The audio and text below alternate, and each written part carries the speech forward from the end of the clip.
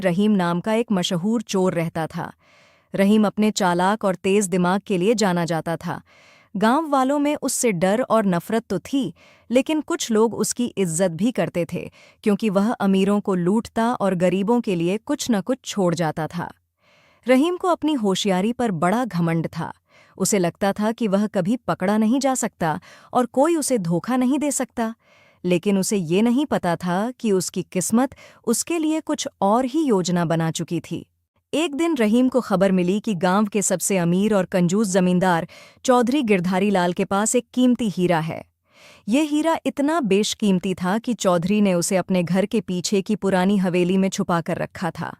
रहीम को लगा कि अगर वह यह हीरा पा ले तो उसकी जिंदगी भर की गरीबी दूर हो सकती है। उसी रात रहीम ने अपना सबसे नया पैंतरा आजमाने की ठानी और हीरा चुराने के लिए निकल पड़ा। रात के अंधेरे में रहीम ने सबसे पहले घर का जायजा लिया, फिर दीवार फांदकर अंदर दाखिल हुआ और सीधे हवेली की ओर बढ़ चला। हवेली का दरवाज़ा खोलकर वह कदमों को धीरे धीरे संभालते हुए अंधेरे में छुपते छुपाते अंदर घुस गया। उसे पता था कि तिजोरी कहाँ रखी है, लेकिन तिजोरी तक पहुंचने से पहले उसे एक और कमरा मिला जिसमें कुछ पुराने सामान और मसाले रखे थे। वह तिजोरी के पास पहुंच ही गया था कि अचानक उसके पीछे से आवाज़ आई। रहीम ने चौंक कर देखा तो वहां हवेली का चौकीदार रामू काका खड़ा था।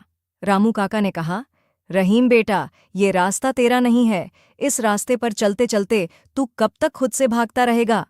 रहीम पहले तो हंसा और बोला, अरे काका, मुझे डराने की कोशिश मत करो। मुझे पता है कि यह हीरा तुम्हारे मालिक का है, लेकिन मुझे लगता है कि वह इस हीरे का हकदार नहीं है।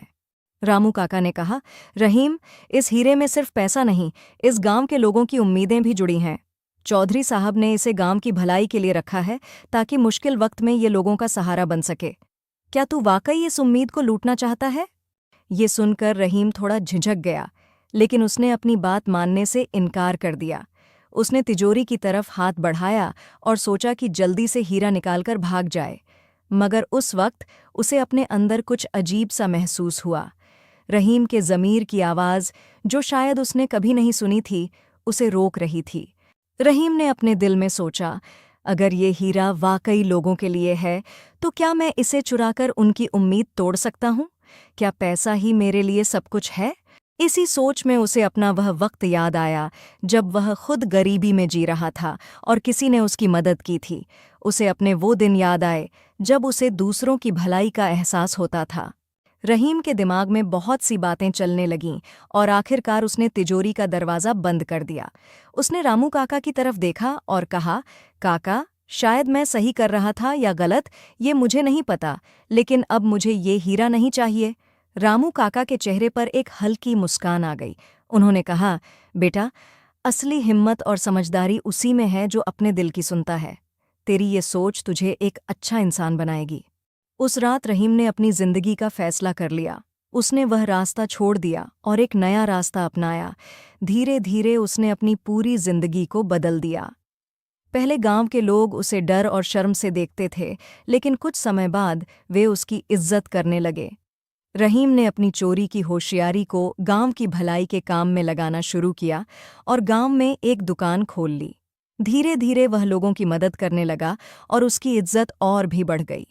अब भी रहीम का नाम मशहूर था, लेकिन अब वह मशहूर था एक ईमानदार और शरीफ इंसान के रूप में।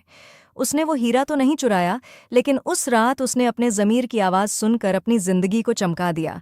अमीर बनने से पहले ईमानदार बनना ज़रूरी है, क्योंकि असली कीमत दिल और ज़मीर की होती है, जो पैसों से नहीं मिलती।